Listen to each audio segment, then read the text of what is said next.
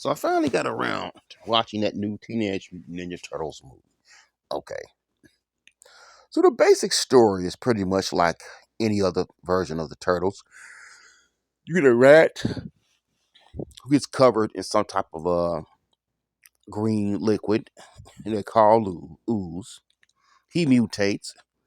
Uh, Four turtles get covered in this material. Okay. They mutate. The rat raises them as his sons. He gives them weapons and four names. Leonardo, Raphael, Donatello, Michelangelo. Okay, so it's pretty much the same. Standard stuff when it comes to Teenage Mutant Ninja Turtles. Okay, um, the big deal here with the storyline is you have Baxter Stockman. He's working for TCRI. All right, he's doing some work for them on mutation. So I guess he steals the research and a lot of other stuff, and he runs off on his own and decides to make his own mutants. Basically, hey, he doesn't care for the way they're treating the animals, and he wants to create his own little family. TCRI, of course, has an issue with that because they were paying for him to work for them. So they run him down. They find him. You don't see him anymore after that in the film. Basically, you just see the results of his work, which is all the different mutants he's made. Okay, so the main character, the villain anyway, that they're dealing with, is going to be a guy called Superfly, who Baxter Stockman created. Superfly wants to turn all the plants, the animals, and insects into mutants, basically, and get rid of human beings. He can't stand human beings because they mistreated him. Okay, so let me start with my pros for the movie. I love the animation. Okay, and I was surprised because I thought I wasn't gonna like the way the movie looked. I thought I was not gonna care for it. I loved it. It gave the movie a real comic book type feel. I was actually shocked that I liked it so much. That the world and the characters and the people just looked so good. Actually, I wouldn't mind seeing another film made just like this. I love the animation. Okay. Also, the characters look way better. The turtles look way better than they did in the Michael Bay films. I just they looked so horrible in those films to me that it was hard for me to watch those movies. They looked like big they like freaks. They look nasty, nasty looking. I've never seen the turtles. That's the worst I've ever seen the turtles. They actually looked worse to me than that Teenage Mutant Ninja Turtle TV series they did years ago. They looked worse than Teenage Mutant Ninja Turtles 3, which sucked. But anyways, they look a lot better here. Um yeah, it look a lot better here. Yeah, the movie actually has a couple of fight scenes that I animated fairly well. I actually liked them in the fight scenes. Okay. Um I was surprised that I actually liked Superfly so much. Okay. I thought Ice Cube did a real good job voice acting that character. Actually, I was surprised. He was my favorite voice actor in the film. Okay. Okay. Let me see. Yes, this movie, I like this movie a lot more than I thought I was gonna like it. I'm gonna be honest with you. And I think there's definitely potential for a sequel. Okay. Okay. Um I like that the movie actually has a number of characters from the past, like Rocksteady and Bebop. It's nice to see them getting so much love in the franchise. Okay, they're turning up all over the place, which is cool. Because I always loved those two characters. Okay, you had Mondo, Gecko, okay, and a few other characters who showed up. That was good. That was cool. Okay, the movie had a few jokes that was actually pretty good. Like when Ice Ice Baby plays, one of the characters knocks on a car radio. Then another song that it was playing I thought was pretty funny.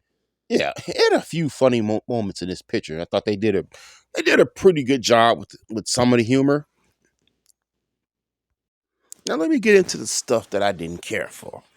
Okay, first of all, man, While the Turtles look better than the Michael Bay films, they still have them looking very scrawny looking. Um, I mean, I'm glad they don't look like disgusting freaks, monsters or something. But I don't know if they was trying to make them look more like teenagers, but they look a little too skinny to me, a little too scrawny. Um, I thought the 1990s version, the first live action film, did a great job with the way they looked. Okay, not too big, not too small. They're a little too scrawny looking, a little too small here, man. Okay.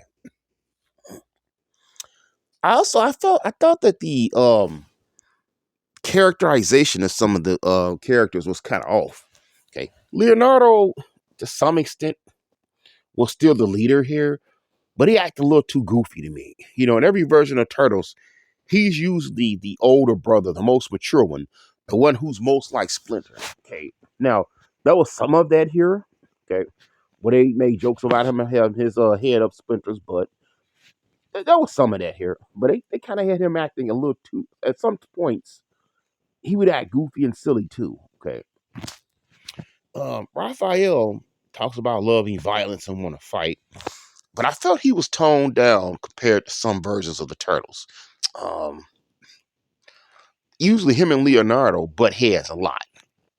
I didn't really feel like that was present in this film. Like he is literally jealous of Leonardo in some versions of the Turtles, and he constantly is trying to snipe at him or undermine him. Which I don't know. I really didn't see that much of the here. Little, you saw a little crumb of it. I thought that should have been ratcheted way up. Okay, Donatello was supposed to be, does machines. He's supposed to be the intelligent guy. Maybe I need to go back and watch this movie again. I didn't really see that. I didn't really see the intelligence of Donatello, okay, that much. Okay, maybe at the end, but you really didn't see it all that much. Michelangelo is usually the jokey guy, the party dude, the funny guy, okay? The problem is here, he didn't really stand out as much to me because all of them are acting goofy. Um, he usually stands out in some certain versions of the Turtles because he's the one cracking the jokes, acting silly, and acting goofy. If all four of them are acting goofy, he doesn't stand out as much. Yeah, that's just my opinion. Okay. Splinter. You know what? I actually like Jackie Chan as a voice actor, but I'm gonna be honest with you. I would have preferred a Japanese actor who actually had that accent because Splinter in every turtle version of the turtle usually sounds like a Japanese man. He has that accent. Okay. I guess they just felt, hey, as long as we got an Asian dude, I would have preferred somebody who had more of a Japanese sounding accent. So Jackie Chan is actually a good voice actor in my opinion. I just don't think he's the right voice for Splinter. Um, Another thing, okay, Superfly's plan. Okay, he's gonna use his blood to make some mutagen or something and mutate animals and insects and stuff. That actually wasn't a bad plan. But one thing I never got, okay, you're gonna put this stuff in the atmosphere and it's gonna mutate everything else other than human beings. You know, my understanding of this mutagen or ooze or whatever you want to call it, in every version of the turtles, that it mutates anything that it touches, not just specific beings. Okay, so I would love to somebody to explain to me why when he puts the stuff in the atmosphere that basically he's saying, oh, we're going to mutate the insects and animals and everything, and we're gonna enslave the human beings. We might eat them. We might do all this. Why wouldn't the human beings be mutated as well? I mean, I understand maybe I'm getting too deep for a movie that was just created to sell toys, and that's another thing. Clearly, this movie was just made it to sell toys. Okay. The 1990 film, of course, they wanted to sell toys, but I feel like the first film they put effort into the storyline, into characters. You can tell they put a lot of love and care, and they got the right people to make that movie. Um, the second film actually isn't bad, but it got a little corny. It started getting a little corny there. But this movie, honestly, man, I feel like hey, we just got to sell some toys. That was a driving force behind this, in my opinion. Um, they put a million mutants in this movie. Okay, when it's in of itself, it's not a big problem, in my opinion. But the thing is, you have certain characters like Rocksteady and Bebop who really deserve to be major villains, and in a separate film, and they don't really get that time. Mondo Gecko, I would like to have had more scenes with him and some of these guys. You threw them all in this one movie together because you want to sell as many toys as possible. That means you don't really get that time with them. Okay. Also, one thing in this movie that could be a pro and it could be a con. And I'm gonna say it's both. Okay. They have the turtles at the end of the movie. They end up being accepted by humanity and going to school and interacting with other human beings. Now, that could be a good thing and a bad thing. Okay. It's an interesting it gives you the opportunity to explore some interesting ideas and situations with the turtles, but it's actually something, in my opinion, that should not have been done in this movie. Okay, this movie should have ended with them not being accepted by human beings and seeing things Splinter's way, but saying we're still going to help humans, and them being accepted by human beings should have been something like, okay, if you're going to do 3 of these movies, that should have been the last, something that happened at the last movie. The third picture is when that should have happened. Oh, it's finally happened. Okay. I think it was a mistake to do that in this movie. That's something that should have happened in, part 3 or something. I mean, they've done it in some other versions to some extent. The 2003 show had them go to the future.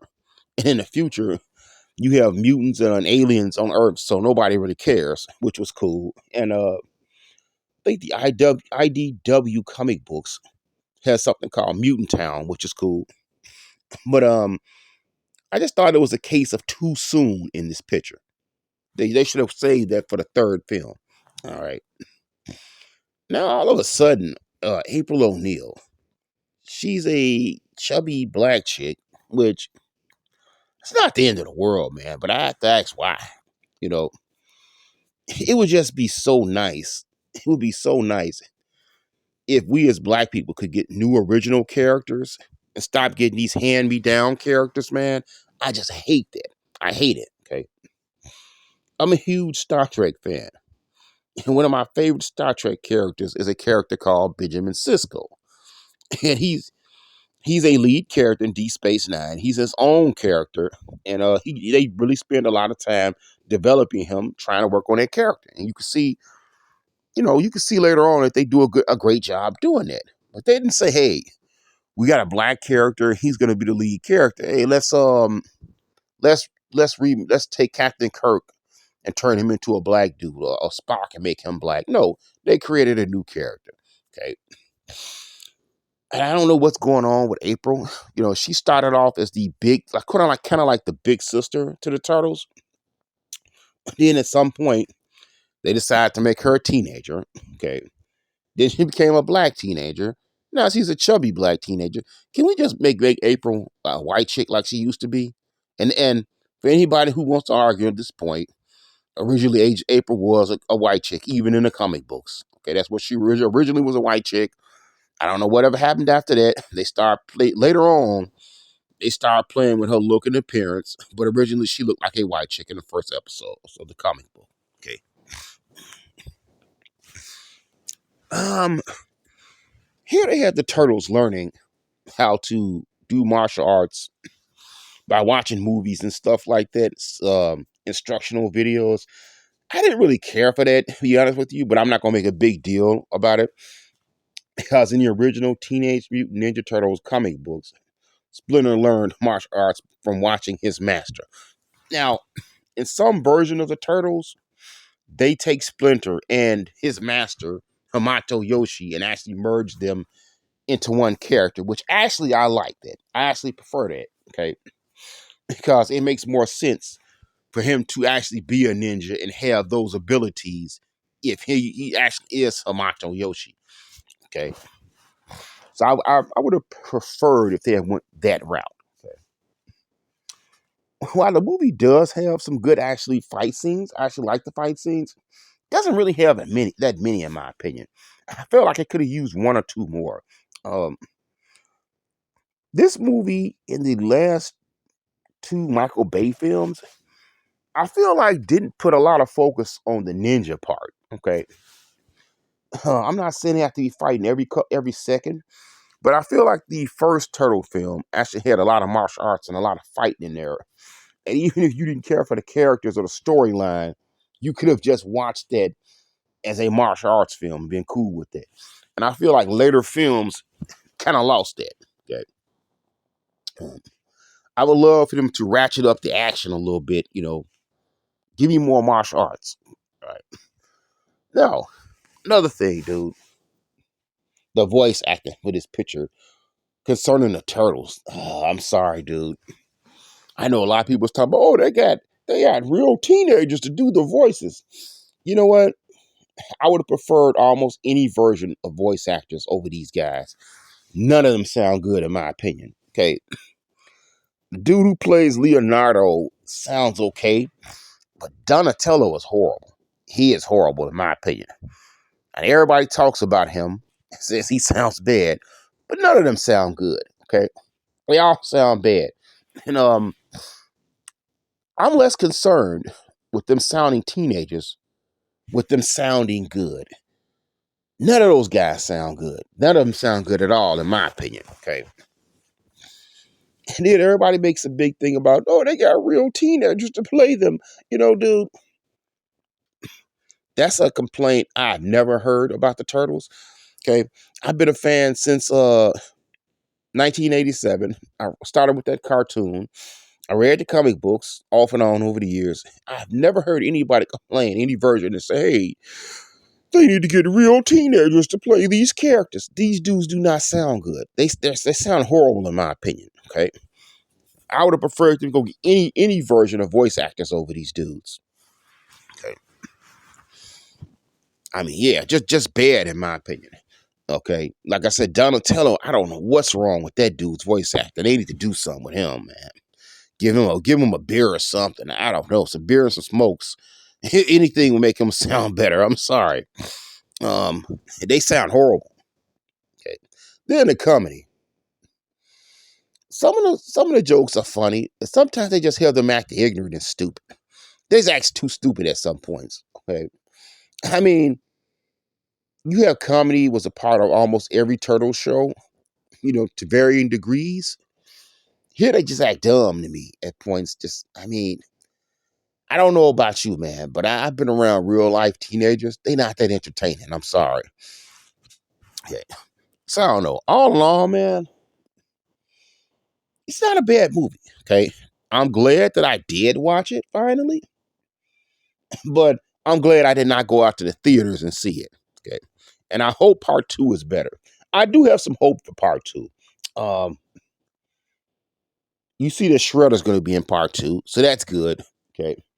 I just do wish that they had saved Rocksteady and Bebop and let them, work with Shredder, because that's normally what happens. Rocksteady and Bebop are usually connected with Shredder and the Foot Clan. Okay.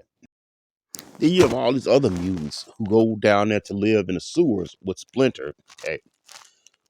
Rocksteady, Bebop, Mondo Gecko, which I thought was kind of odd. Okay. There's potential there to do some funny stuff, but honestly, I would have preferred for this first film if the Turtles kept living with Splinter and those other characters to be brought in slowly and to be living someplace else. I don't know what's going to happen with that, man. Okay. But we'll see, I guess. I guess we'll see. Okay. I'm glad I went to go see the picture, but I think they honestly should have got somebody else to do it. Okay. There's potential for a sequel. I didn't love this movie, but I didn't hate it either. Okay. It's better than the Michael Bay films. That's definitely a plus, but that's not really saying much. Okay. So I don't know, man. All in all, definitely worth seeing. Didn't hate it. Liked it more than I thought I was going to like it. But I'm glad I did not go out to the movie theaters to see it. It's definitely something you can watch on, video on demand. You can get on Amazon or Netflix or wherever it's playing. Check it out. It's worth a watch. In my opinion, not the best version of the Turtles, but not the worst version either. It has potential. I would definitely take the 2003 version over this show. I took the 2012 version over this show. Um, I don't know about the 1987 version, man. I love the first season of that. Some of them other seasons don't hold up. But anyways, they could have did a little bit better.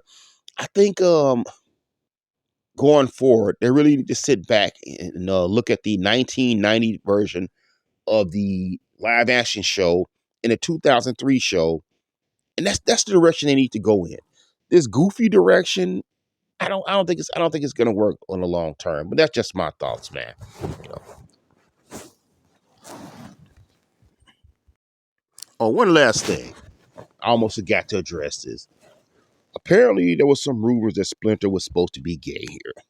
I don't see that in this picture, but I'll be honest with you. I do believe that was the original intention. Okay, the character that Splinter ends up getting with Scumbug or whatever. That character, every version of that character has always been male. Always. Okay. Always been male. And the character here, you can't really tell if this character is male or female. In the promotional material, the character was called a male. Okay. I believe that was the original intention. I believe they changed their mind at some point. Can't prove that. That's just my opinion. Doesn't really detract from the film. It doesn't hurt or help the film. Scumbug is disgusting. So they could have left that character out of the film or left the whole romance with him and Splinter out. But either way it goes, doesn't really affect that much. Like I said, man, worth a watch, but not great, but better than what we've got with the last two garbage Michael Bay films.